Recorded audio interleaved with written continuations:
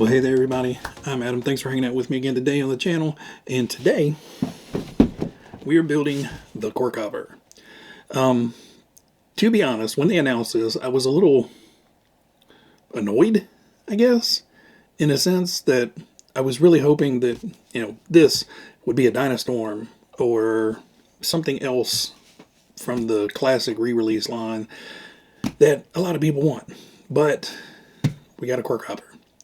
So when I first saw it, I was kind of jaded against it because I really wanted it to be something old, not something new. So that said, when it did come out and there was availability, I had to buy one. So what we're going to do today is you guys are going to get a build montage of everything going together, and then once that's all done, we'll come back and talk about it.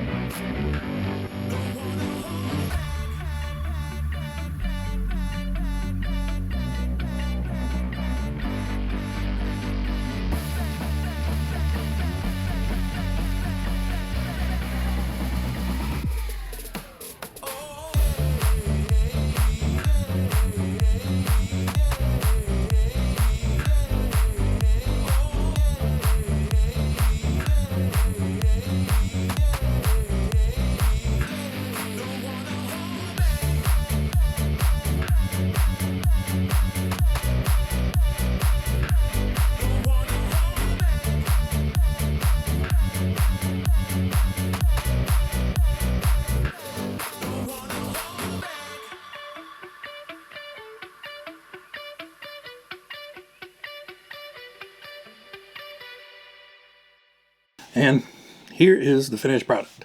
So this is the Quirk Hopper. Overall, it was a very enjoyable build.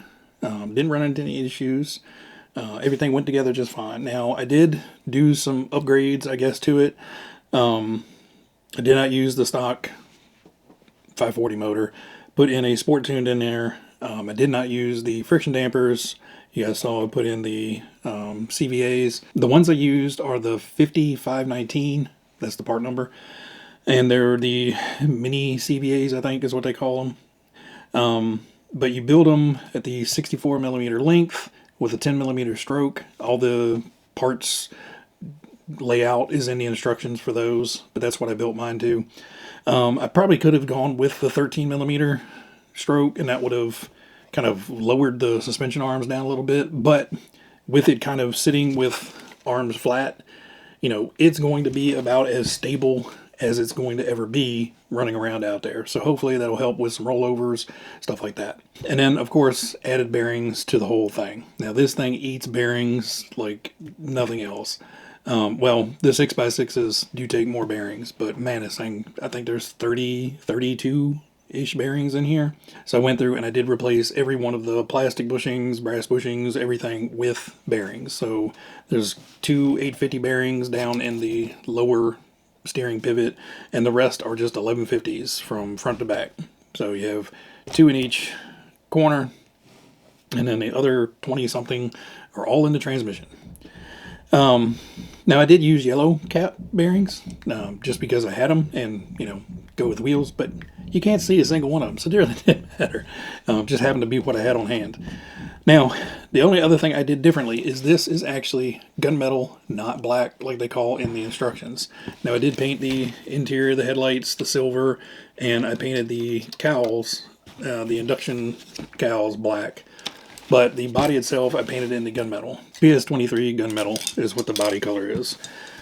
I like it. It keeps that dark theme that it had to it, but now I don't know, it just... Black is a cool color, but kind of a boring color at the same time.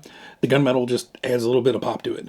Now, obviously with gunmetal, you have to be very, very careful of painting it. So I'd highly suggest taping a cap to the top of your car.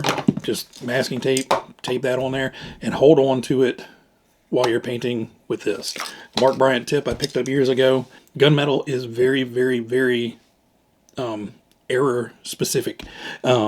If you're holding on to it and you have a finger touching where the paint is, you'll actually see that in the finished painting, because the heat of your finger is going to affect the way that this gunmetal lays down. So it's best to, you know, keep it so you're not touching anything. Also, light coats. First 2 coats I put on very light, and then you can start putting it on a little bit heavier. But you do not want to put a thick coat on here and have any kind of sags. It will show up like nobody's business. But thankfully, paint turned out perfect. The decals are fairly easy and straightforward. I didn't have any problems with them. So overall, build, thumbs up. I have not run it yet. Now, when I built the CBAs, I did use the supplied yellow soft oil that it comes with, and it does have the GFO2 bounce. So I built it with the recommended 2-hole pistons, so I'm going to up the thickness of the oil. I think this is around about a 35 weight. Is 300 CST, I think, is around a 35 weight. So I think I'm going to bump it up to 45, 50 and see if that helps slow down.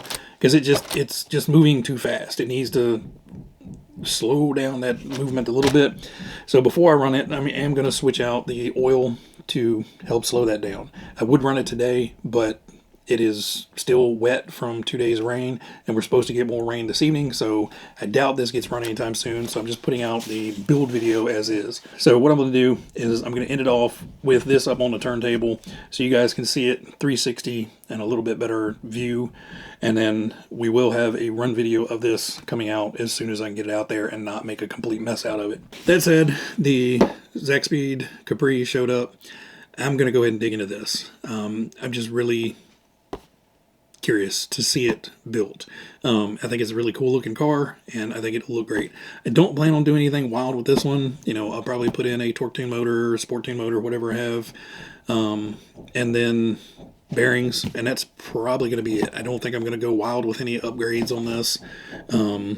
I bought this basically because it looks really awesome, and it didn't look like the decal set is going to be too awful. We'll see. All the race car liveries are a pain. Everybody, I hope you guys enjoy the up-close footage of this, and like I said, we'll take this out and get it run very soon. As always, everybody be happy, be healthy, be safe. I will catch you guys on the next one. Enjoy the quick 360.